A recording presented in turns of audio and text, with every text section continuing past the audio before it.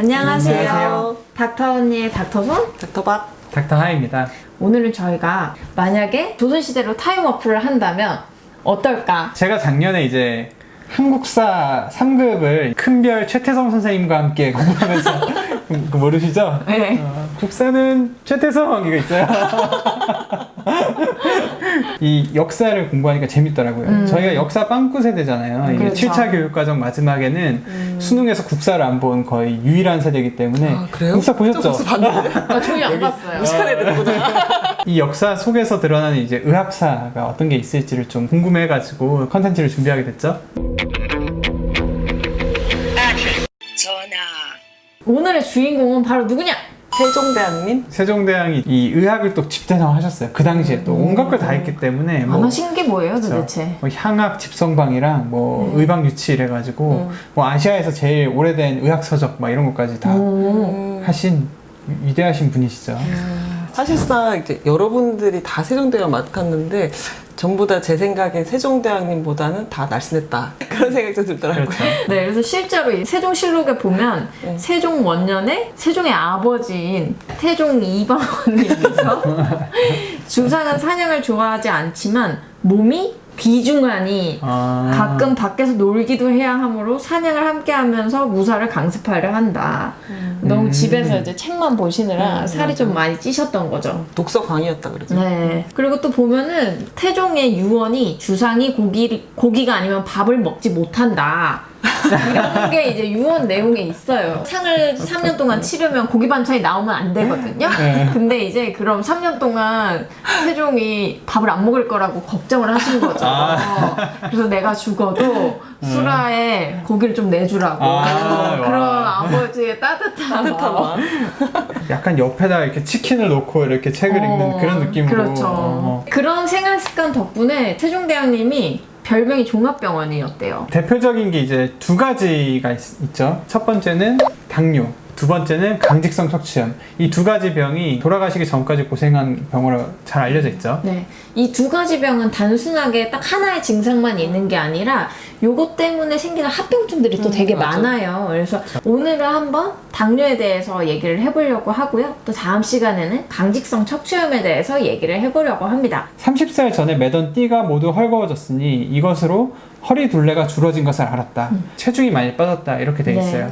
이제 체중이 빠진 게 뭐 단순히 어떤 스트레스가 있거나 그럴 수도 있지만 워낙에 이제 고기만 먹던 사람이 갑자기 이유 없이 체중 감소가 있게 되면은 어떤 암이나 이런 것도 생각하지만 당뇨의 증상일 수 있습니다. 내가 전부터 물을 자주 마시는 병이 있고 또 등 위에 부종을 앓는 병이 있는데 이 두 가지 병에 걸린 것이 이제 벌써 2년이나 되었다. 그러니까 한 38세 정도부터 물을 자주 마시는 병, 그러니까 소갈증이라고 하죠. 옛날 말로는. 그렇죠. 근데 이제 당뇨의 증상, 삼다라고 하는데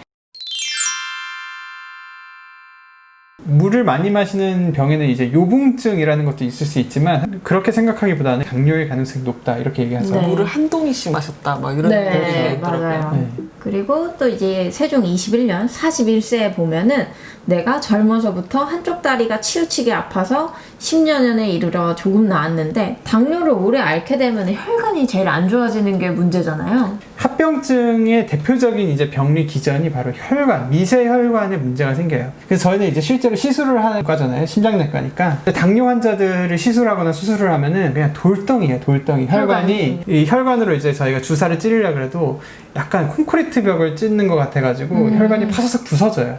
그래서 이게 출혈 위험성도 굉장히 높고 뭐 이렇게 상처 나면 잘 낫지도 않고 이래서 항상 당뇨 환자들은 저희가 제일 어려워하는 환자들이에요. 근데 이제 당뇨 환자들이 혈관이 안 좋다 보니까 이 혈관 벽도 안 좋고 동맥경화도 많이 생기고 그러다 보니까 동맥들 있잖아요. 다리로 가는 혈관이나 심장으로 가는 혈관에 문제가 생기면은 지금처럼 이렇게 다리가 좀 불편하거나 할 수 있고. 그래서 의사들한테 최악의 병을 뽑아라. 그러면은 당뇨라고 하시는 분도 되게 많거든요. 그쵸. 그래서 너무 합병증이 많고 이제 너무 고통스러운 게 많아지니까. 여기 보면 이제 임질을 앓았다고 돼 있는데 저는 맨 처음에 이게 우리 성병 중 하나인 그러니까. 그 임질인 줄 알았거든요. 그래서 세종대왕님이 조금 그 아내분들이 많으셨잖아요. 그래서 그것 때문에 생겼나 이랬는데 옛날에는 그 성병이 아니라 그런 배뇨 증상, 소변 자주 보고 볼 때 아프고 뭐 이런 증상이 있으면 임질이라고 했다고 해요. 현대의학으로 보면은 임실 뭐 전립선염 아니면은 방광염 뭐 이런 건데 주로 이제 당뇨가 있었다고 생각하면은 요로 감염일 가능성이 좀 높을 것 같거든요. 아무래도 이제 소변으로 당이 많이 빠지니까 세균이 번식하기 되게 좋은 조건이 먹이가 되거든요. 많은 거죠. 네. 그리고 이제 43세에 보면 드디어 이제 안질이란 이 말이 나오기 시작을 하는데 당뇨 때문에 당뇨 망막병증 같은 게 생기셨을 수도 있고 아니면은 그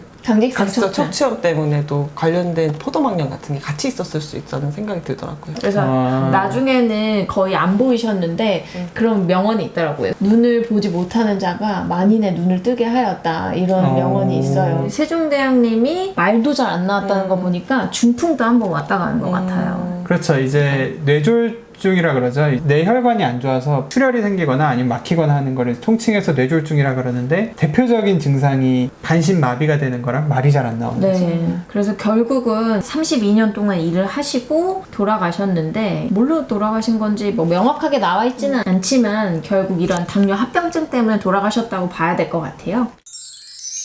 보통 당뇨는 1형이랑 2형이랑 나눠져 있어요. 이제 1형 당뇨는 보통 선천성으로 있기 때문에 아기들 막 소아당뇨에 있어서 인슐린 맨날 주사로 맞는 게 이제 1형 당뇨고 보통 나중에 후천적으로 생기는 게 2형 당뇨예요. 그래서 세종대왕님은 당연히 이 2형 당뇨셨겠죠. 내가 이상하게 살은 많이 전보다 더 안 찌는데 자꾸 물을 마시게 되고 화장실을 자주 가게 되고 이러면 당뇨를 좀 의심해봐야 됩니다. 네. 피곤함으로 오셔가지고 의외로 진단되시는 분도 많아요. 근데 당뇨는 사실 건강검진에서 무조건 기본으로 하는 피검사 중에 하나거든요. 그래서 그렇죠. 1년마다 건강검진을 잘 받고 계시다면은 놓치지 않는데 이제 보통 젊은 분들 중에 건강검진 잘 안 하고 있는데 이런 증상이 있다면 꼭 가셔가지고 검사를 한번 해보시는 게 좋을 것 같습니다. 그래서 당뇨병의 원인은 사실 너무 여러 가지가 있는데 뭐 유전적인 것도 있겠지만 그거 말고도 이제 생활 습관이랑 굉장히 밀접하게 관련이 있어요. 그렇죠. 그래서 여기서 이제 제가 질병관리본부에서 가져온 건데 세종대왕님이 있으셨던 원인들을 한번 동그라미를 쳐봤는데 한 5개 정도 되더라고요. 비만, 이 고기, 이 치킨 뜯고 있잖아요. 그래서 세종대왕님도 고기 이런 거 많이 고기. 드셨고 스트레스가 정말 많으셨다고 그래요. 그리고 뭐 이제 운동 부족 당연히 있었고 세종대왕님이 스트레스가 일도 엄청나게 많이 하셨는데 가족사가 되게 복잡하시잖아요. 장인 장모도 다 내가 왕이 되자마자 다 숙청나가고 또 사랑했던 소원왕후가 너무 슬퍼하는 것도 보고 그리고 13살밖에 안 된 큰딸 그 딸도 일찍 죽어버리고 그 뒤에 왕자가 또 두 명 또 죽어요. 그래서 되게 슬픔이 많았던 왕이 아니었을까 그런 생각이 들더라고요. 현대인의 병을 앓으셨네요. 그러니까요. 500년 전에 그러니까, 사셨는데 그러니까 이 당뇨라는 걸 진단받고 치료를 안 하면 어떻게 되는가를 몸소 보여주셨어요. 고스란히 보여주신 케이스죠. 당뇨약 드시기 싫어하시는 분들 너무 많잖아요. 당뇨는 아까 하 선생님이 말씀하셨던 것처럼 합병증이 잘 생겨요. 이게 먼저는 이제 미세혈관을 침범하게 되는데 우리 몸에 미세혈관이 제일 많은 데가 3가지예요.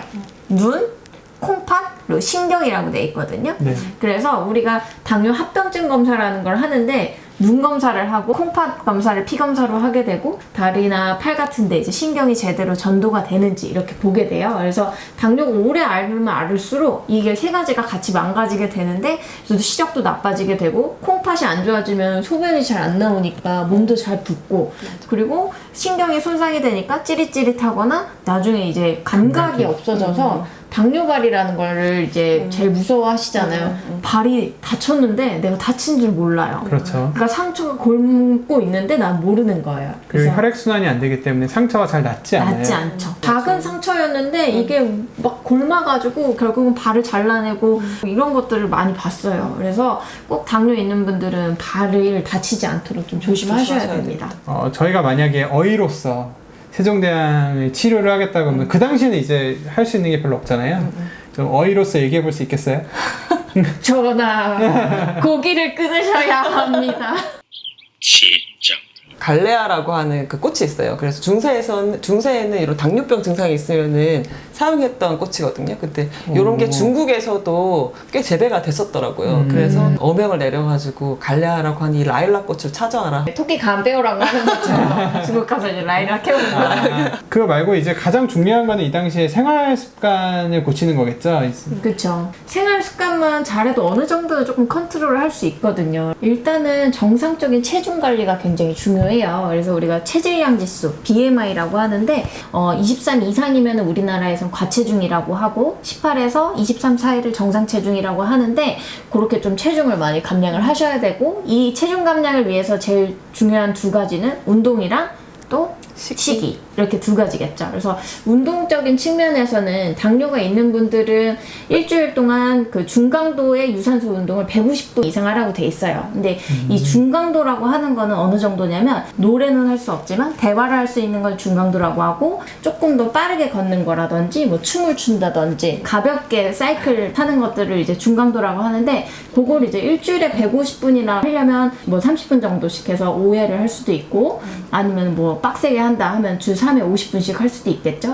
그리고 그걸 추가적으로 일주일에 2번은 그래도 근력 운동을 하시는 게 좋아요. 왜냐면은 이제 우리 허벅지 근육이랑 인슐린 저항성이 연관이 있다고 알려져 있거든요. 그래서 허벅지 근육이 많을수록 그 인슐린 저항성이 더 떨어진다고 해요. 그래서 이 허벅지 근육을 키우는 게 굉장히 중요합니다. 또 네. 식습관은 어떻게 조언할 수 있을까요? 식습관 같은 경우는 세종대왕이 예전에 뭐 떡, 국수 이런 거 좋아하셨는지는 잘 모르겠어요. 근데 어쨌든 이제 같은 양을 먹어도 곱게 갈아가지고 만든 음식들 있잖아요. 떡이나 빵, 국수 이런 것들은 장에서 흡수가 되게 빨리 되거든요. 그러면서 인슐린 저항성을 많이 높이고 계속 혈당을 빨리 확 올라가게 하기 때문에 그런 것 좀 삼가하시는 게 좋고 너무 고기만 드시지 마시고 채식도 같이 겸하여서 잘 드시기 바란다. 꼭 말씀드렸을 그럼 거예요. 이 말씀 하실 것 같아요. 지랄하고 자빠졌네. 통통 가려주시옵소서 이거 한번 해야죠. 이제 오늘은 저희가 세종대왕님을 통해서 당뇨에 대해서 좀 알아봤는데 이제 다음번에는 세종대왕님을 통해서 어떤 질환을 또 얘기해 볼 건가요? 저희가 이제 젊은 사람들이 허리 통증이 있을 때 꼭 저희가 생각해 봐야 되는 병이죠. 강직성 척추염이라는 병이 있어요. 그 병에 대해서 저희가 좀 얘기를 해보려고 합니다. 오늘도 잘 봐주셔서 감사드리고요. 다음 주에 만나요. 구독과 좋아요. 알람 설정 부탁드립니다.